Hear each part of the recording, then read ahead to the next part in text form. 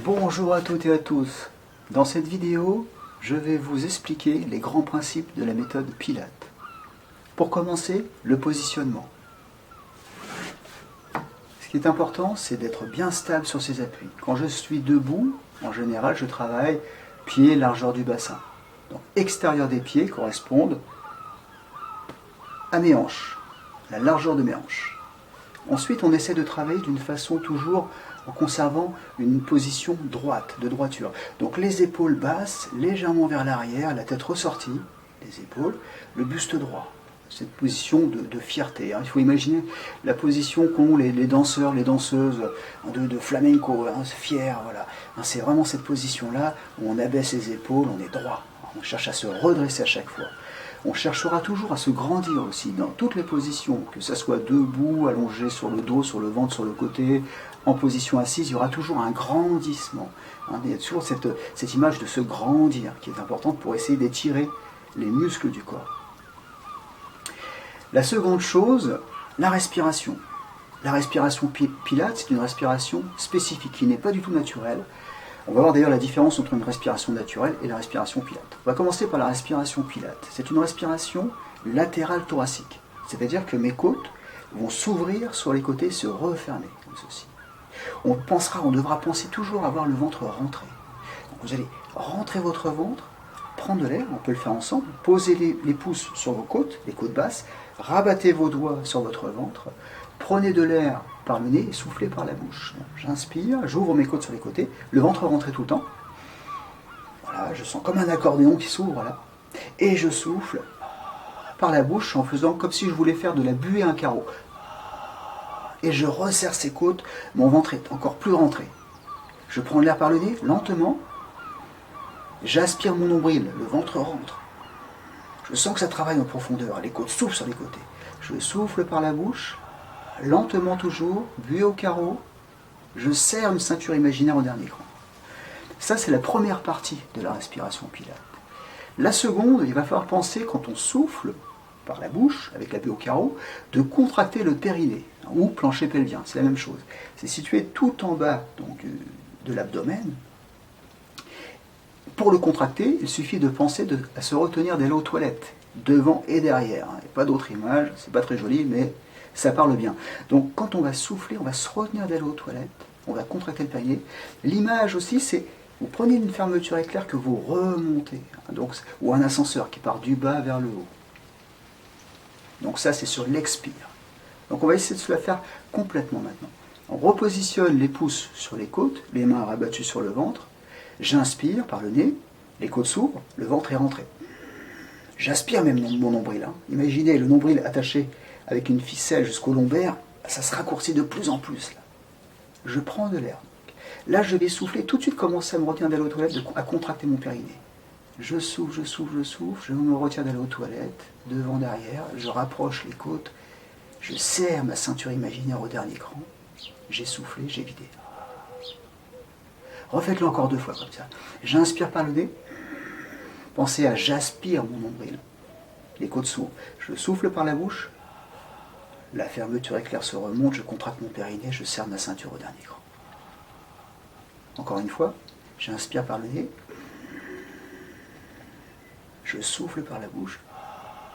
On enlève les tensions dans le visage, c'est pour ça, buée au carreau, ça évite d'avoir des tensions dans le visage. Et je relâche. Maintenant, la respiration naturelle qu'on devrait tous avoir quand on est au repos. Simplement le ventre qui rentre et qui sort, c'est tout. L'air rentre et sort par les narines. Quand j'inspire, là je le fais, je pousse exprès, faites-le d'une façon assez forcée, prenez plus d'air que la normale. Vous allez sentir votre ventre qui sort, c'est le diaphragme qui descend, qui presse les viscères, donc votre ventre ressort, c'est tout à fait naturel. Et quand on expire, toujours par le nez, naturellement, le ventre va rentrer légèrement. Donc on a un mouvement d'avancée et de recul du ventre, de l'abdomen. C'est tout à fait normal. À aucun moment on doit sentir que ça bouge là-haut. Sinon, c'est une respiration plutôt haute, une respiration que les gens qui sont stressés ont.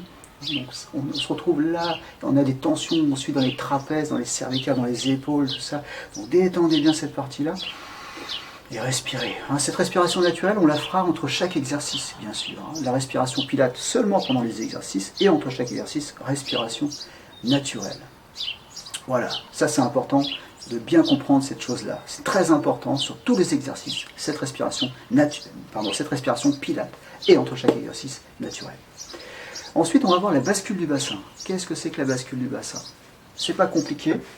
Je vous mets de profil pour que vous voyez bien. Vous positionnez index et pouce comme une pince sur les os là, du bassin, les épines iliaques antéro devant et postérieur derrière. Vous saisissez comme une pince donc, et vous allez reculer les fesses, vous reculez votre bassin. Donc là, vous allez creuser le bas du dos. Et quand vous allez basculer le bassin vers l'avant, il va se redresser.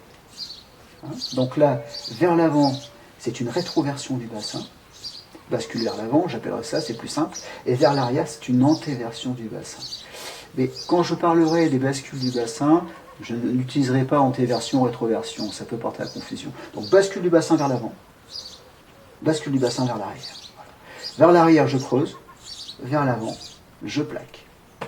Enfin, je redresse plutôt. Donc, on inspire, on va le faire avec la respiration. Donc, on va inspirer, reculer le bassin, donc creuser le bas du dos, rentrer le ventre vers les côtes, souffler, contracter le périnée et envoyer le bassin vers l'avant. Le plus loin possible. Le ventre rentré, ceinture au dernier cran, ça on a vu, on le refait. La respiration complète, plus la bascule du bassin. Refaites-le 2 fois encore. Reculez le bassin, ouvrez vos côtes, basculez le bassin vers l'avant, soufflez, contractez le périnée. Encore une fois. Donc là, il n'y a que le bassin qui bouge. C'est tout. Mes hanches. Les hanches, elles avancent et elles reculent. C'est tout. Voilà. Ça, on peut le faire aussi contre un mur. On se met comme ceci, j'avance un petit peu mes pieds. Je fléchis légèrement mes genoux, pas trop. Les omoplates plaqués, le sacrum aussi. J'inspire, je vais creuser. Donc je vais essayer d'agrandir ce creux. Je peux peut-être passer la main même, ça dépend des gens. Moi, je peux passer la main, j'inspire, et en gardant les omoplates dans le mur, je vais basculer mon bassin et sentir là le muscle, les muscles du dos qui vont s'imprégner dans le mur.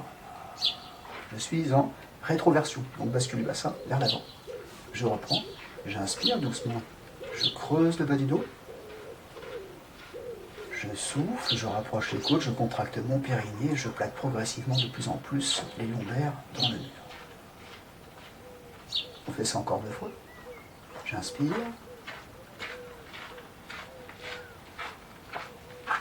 Je souffle.